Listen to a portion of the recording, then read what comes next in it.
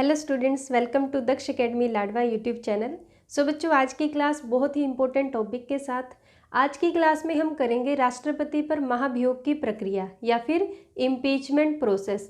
राष्ट्रपति पर महाभियोग की प्रक्रिया को समझने से पहले हम कुछ इंपॉर्टेंट पॉइंट डिस्कस कर लेते हैं। तो जैसे मैंने अपनी लास्ट क्लास में आपको कराया था आर्टिकल 56। आर्टिकल 56 में क्या दिया गया था? आर्टिकल 56 में दिया गया था राष्ट्रपति की समयावधि या फिर पदावधि राष्ट्रपति कितने समय के लिए चुने जाते हैं? तो राष्ट्रपति 5 इयर्स के लिए चुने जाते हैं। इसका आंसर है राष्ट्रपति 5 इयर्स के लिए चुने जाते हैं। लेकिन कई बार बच्चे क्या क्वेश्चन पूछते हैं, क्या राष्ट्रपति को 5 साल से पहले भी हटाया जा सकता है, या फिर राष्ट्रपति का जो पद होता है क्या वो 5 साल से पहले भी खाली हो सकता है, या फिर 5 साल के बाद भी वो खाली हो सकता है? तो ये मैं दोनों आपको बता देती हूँ, बिफोर एंड आफ्टर। अगर राष्ट्रपति का पद 5 साल से पहले खाली होता है, 5 साल से पहले रिक्त माना जाता है, तो कैसे माना जाता है? तो अगर हम बिफोर की बात करें, राष्ट्रपति का पद 5 साल से पहले कैसे खाली माना जाता है? अगर राष्ट्रपति की मृत्यु हो जाए, अगर राष्ट्रपति त्याग पत्र दे दे, या फिर राष्ट्रपति पर महाभियोग सिद्ध हो जाए। इंपॉर्टेंट है बच्चों, आपने याद रखना है अच्छे से। अगर राष्ट्रपति की मृत्यु हो जाए, राष्ट्रपति त्याग पत्र दे दे, या फिर राष्ट्रपति पर महाभियोग जो है वो सिद्ध हो जाए, तो राष्ट्रपति का पद 5 साल से पहले खाली हो सकता है। तो जैसे राष्ट्रपति की मृत्यु या फिर त्याग पत्र, राष्ट्रपति की अगर मृत्यु हो जाए या फिर राष्ट्रपति त्याग पत्र दे दें, तो राष्ट्रपति का पद किसके द्वारा संभाला जाता है? राष्ट्रपति का पद उपराष्ट्रपति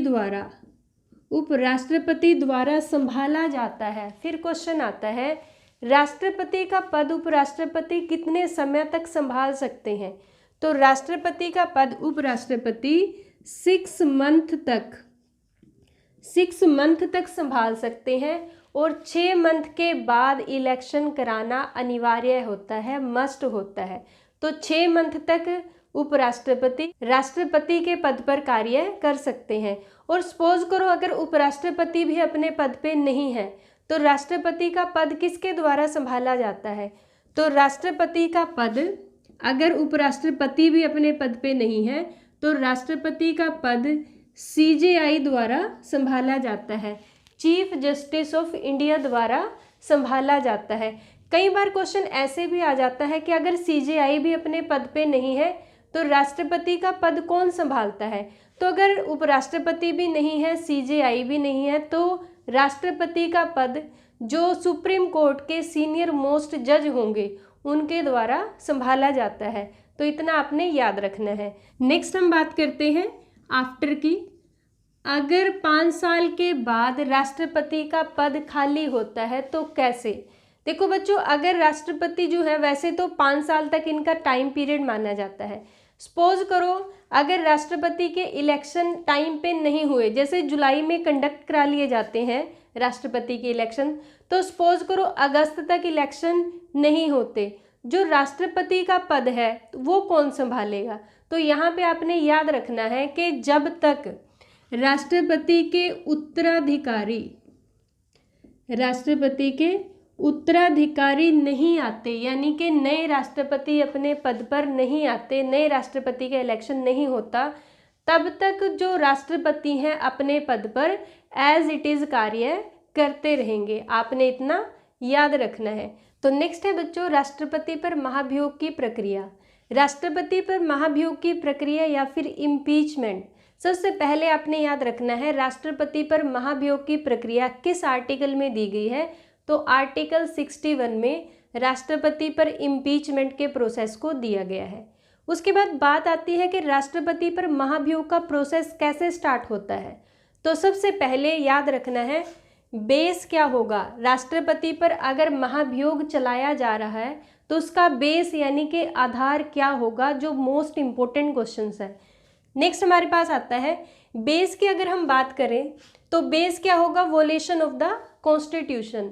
वोलेशन ऑफ द कॉन्स्टिट्यूशन यानी कि संविधान का उल्लंघन, या फिर कई बार वर्ड लिखा आता है संविधान का अतिक्रमण। संविधान का उल्लंघन अगर राष्ट्रपति द्वारा किया जाता है तो राष्ट्रपति पर महाभियोग का प्रोसेस चलाया जाता है। उसके बाद क्वेश्चन आता है कि राष्ट्रपति पर महाभियोग किसके द्वारा लगाया जाता है, लोकसभा द्वारा या राज्यसभा द्वारा। तो आपने याद रखना है, जैसे पार्लियामेंट के दो हाउस हैं, लोकसभा और राज्यसभा। पार्लियामेंट के दो हाउस है, लोकसभा और राज्यसभा, किस में लेके आते हैं, राष्ट्रपति के खिलाफ महाभियोग। तो किसी भी सदन में, यानी कि लोकसभा में भी लेके आ सकते हैं और राज्यसभा में भी लेके आ सकते हैं राष्ट्रपति पर महाभियोग का प्रोसेस। तो अगर हम बात करें, सपोज करो कि लोकसभा में लेके आए हैं, ठीक है, लोकसभा में अगर महाभियोग का प्रोसेस लेके आए हैं तो लोकसभा के टोटल मेंबर के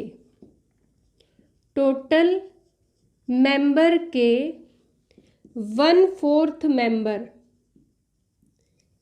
टोटल मेंबर आपने इतना याद रखना है, राष्ट्रपति के खिलाफ अगर महाभियोग का प्रोसेस चलता है तो चाहे लोकसभा में चले चाहे वो राज्यसभा में चले, तो इसमें टोटल मेंबर के, यहाँ पे ये बात नहीं कि उपस्थित सदस्य है, आपने याद क्या रखना है, टोटल मेंबर, यानी कि लोकसभा के जो टोटल मेंबर हैं उसके 1/4 मेंबर द्वारा अगर लोकसभा में लेके आ रहे हैं तो लोकसभा के सदस्य सभापति को सौंपते हैं, और अगर राज्यसभा में लेके आ रहे हैं तो राज्यसभा के सभापति को सौंपा जाता है। लोकसभा में लोकसभा अध्यक्ष को सौंपा जाता है सिग्नेचर करके 1/4 मेंबर द्वारा, और अगर राज्यसभा में लेके आते हैं तो राज्यसभा के सभापति को सौंपा जाता है 1/4 मेंबर द्वारा सिग्नेचर करके ज्ञापन सौंपा जाता है। तो नेक्स्ट हम बात करते हैं, जैसे लोकसभा में राष्ट्रपति के खिलाफ महाभियोग का प्रोसेस लेके आए, उसके बाद राष्ट्रपति को 14 डेज के लिए 14 डेज का नोटिस दिया जाता है, राष्ट्रपति को 14 डेज का नोटिस दिया जाता है।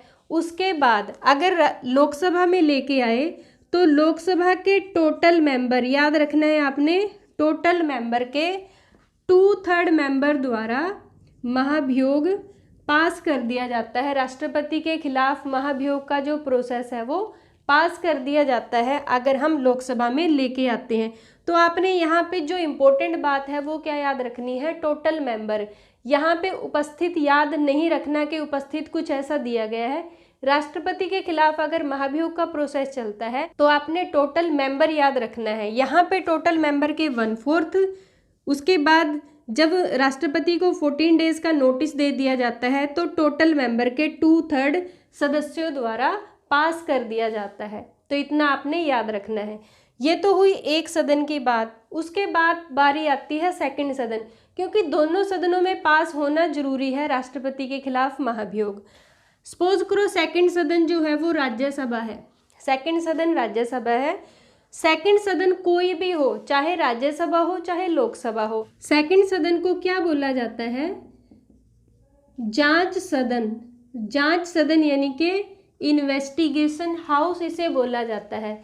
इन्वेस्टिगेशन हाउस सेकंड सदन को क्यों बोलते हैं, क्योंकि सेकंड सदन में कोई भी हो, चाहे वो लोकसभा हो चाहे वो राज्यसभा हो, इसे इन्वेस्टिगेशन हाउस क्यों बोलते हैं, क्योंकि इस सदन में राष्ट्रपति अपना मत रख सकते हैं, अपना मत रख सकते हैं, इसलिए इसे क्या बोला जाता है, इन्वेस्टिगेशन हाउस बोला जाता है।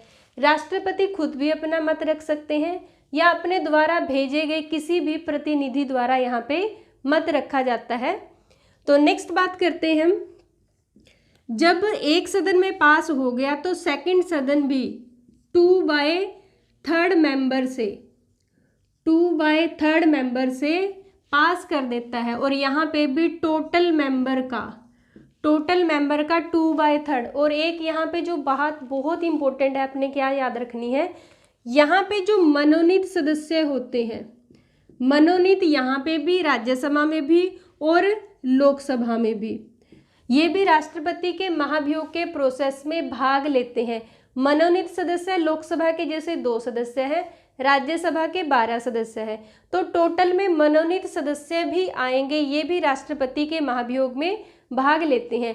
ये लोग राष्ट्रपति के इलेक्शन में भाग नहीं लेते, लेकिन राष्ट्रपति पर महाभियोग के प्रोसेस में ये भाग लेते हैं। आपने इतना याद रखना है। उसके बाद बच्चों क्या क्वेश्चन बनता है हमारे पास राष्ट्रपति के इम्पीचमेंट से रिलेटेड। हमारे पास क्वेश्चन आता है, ऐसे कौन से सदस्य हैं जो राष्ट्रपति के इलेक्शन में तो भाग लेते हैं परंतु राष्ट्रपति के महाभियोग के प्रोसेस में भाग नहीं लेते।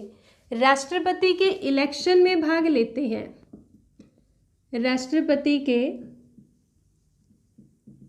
इलेक्शन में भाग लेते हैं, ठीक है। राष्ट्रपति के इलेक्शन में तो भाग लेते हैं परंतु महाभियोग में भाग नहीं लेते। राष्ट्रपति के इलेक्शन में भाग लेते हैं ये मेंबर, लेकिन राष्ट्रपति के महाभियोग में भाग नहीं लेते। तो ये कौन से मेंबर होते हैं? ये होते हैं राज्यों की विधान सभाओं के मेंबर, विधान सभाओं के मेंबर। जैसे आपने राष्ट्रपति के इलेक्शन के बारे में पढ़ा था, मैंने आपको बताया था, तो विधान सभाओं के मेंबर राष्ट्रपति के इलेक्शन में भाग लेते हैं, लेकिन राष्ट्रपति के खिलाफ जब महाभियोग का प्रोसेस चलता है उसमें भाग नहीं लेते। और कौन से मेंबर हैं जो राष्ट्रपति के इलेक्शन में भाग नहीं लेते और राष्ट्रपति के महाभियोग के प्रोसेस में भाग लेते हैं? तो वो कौन से हैं? मनोनीत। उसके बाद बच्चों कई बार क्या क्वेश्चन बनता है, क्या जैसे राष्ट्रपति पर जब महाभियोग का प्रोसेस चल रहा होता है, ठीक है, राष्ट्रपति पर जैसे महाभियोग का प्रोसेस चल रहा है तो उस टाइम में क्या राष्ट्रपति के पास जितनी पावर्स हैं वो रहती हैं या उनको राष्ट्रपति से ले लिया जाता है? तो यहाँ पे आंसर आएगा यस, राष्ट्रपति के पास जितनी भी पावर्स हैं वो उनके पास रहेंगी जब तक महाभियोग का प्रोसेस है या महाभियोग सिद्ध नहीं हो जाता। और राष्ट्रपति द्वारा किए गए सभी कार्य वैध माने जाते हैं जब तक वो राष्ट्रपति रहेंगे। और जैसे ही महाभियोग सिद्ध हो जाता है, महाभियोग का प्रोसेस दोनों सदनों में पास हो जाता है, तो राष्ट्रपति को उसी दिन से हटा हुआ मान लिया जाता है। तो आपने इतना याद रखना है। तो ये था बच्चों आज का हमारा टॉपिक, राष्ट्रपति पर महाभियोग का प्रोसेस। बहुत इंपॉर्टेंट टॉपिक है, आपको अच्छे से जो मेन मैंने पॉइंट्स बताए हैं आपको अच्छे से याद रखना है। तो बच्चों आज की वीडियो के लिए लाइक और शेयर करना मत भूलिएगा, और अगर आप चैनल पे नए हैं तो सब्सक्राइब कीजिएगा। Thank you.